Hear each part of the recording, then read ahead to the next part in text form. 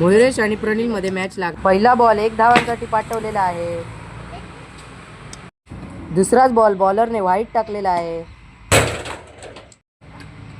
दुसरा ball dot गेलेला आहे. त्या बॉलात मयुरेशने सिंगल धावलेला आहे. मयुरेशने चौथ्याच बॉलात खणखणीत षटकार मारलेला आहे. पाचवा बॉल मयुरेशने चौकारसाठी पाठवलेला आहे.